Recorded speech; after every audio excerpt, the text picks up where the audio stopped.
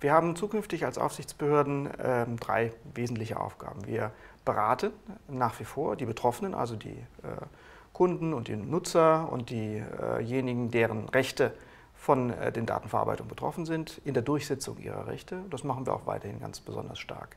Wir beraten aber auch die Unternehmen und die Behörden, also die sogenannten verantwortlichen Stellen, wie man mit dem Datenschutz sinnvoll umgeht. Und da bieten wir eine ganze Bandbreite an Informationsmaterialien, an Unterstützungsleistungen. Das geht los bei einem Internetangebot von unserer Seite, wo wir erklären, wie ein Verarbeitungsverzeichnis aussieht, wie man ordentlichen Datenschutzbeauftragten findet oder wie man ein Produkt datenschutzkonform macht. Wir beraten auch im Einzelfall, wir beraten auch vor Ort. Auch diese Möglichkeiten haben wir inzwischen.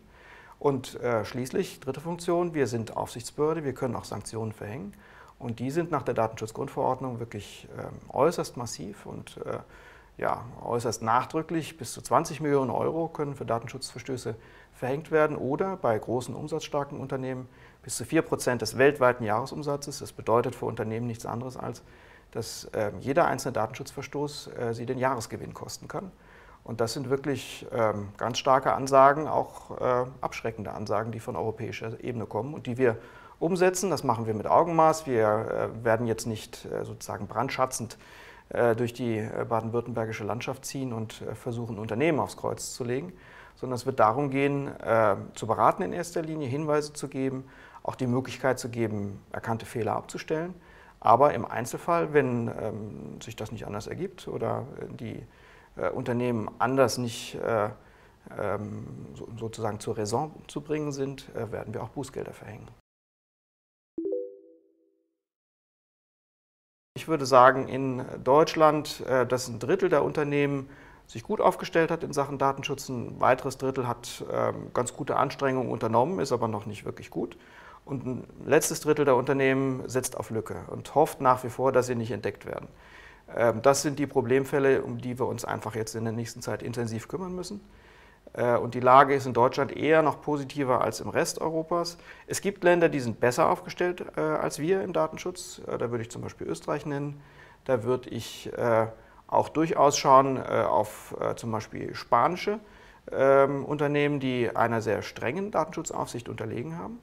Die werden weniger Schwierigkeiten haben mit der Umsetzung der Datenschutzgrundverordnung als das eine oder andere Unternehmen in Deutschland. Der Vorteil für die Unternehmen, jedenfalls für die größeren und diejenigen, die national oder international ihre Märkte haben, besteht darin, dass das Datenschutzrecht jetzt einheitlich in ganz Europa gilt und alle Unternehmen, das heißt also auch die Mitbewerber, sich an die gleichen Regeln halten müssen wie man selbst. Und das ist ein enormer Vorteil. Der Vorteil wird sogar noch ausgebaut durch das sogenannte Marktortprinzip. Die Datenschutzgrundverordnung gilt mit ihren Pflichten auch für Unternehmen, die außerhalb Europas ihren Sitz haben, aber innerhalb von Europa Daten verarbeiten oder Kunden haben. Das ist ein ganz enormer Vorteil und wird insbesondere die europäische IT-Industrie im Vergleich zu den US-amerikanischen oder vielleicht auch asiatischen Mitbewerbern deutlich nach vorne bringen. Wenn die DSGVO richtig und sinnvoll angewandt wird, bremst sie nicht die Digitalisierung, sondern macht sie sogar noch stärker.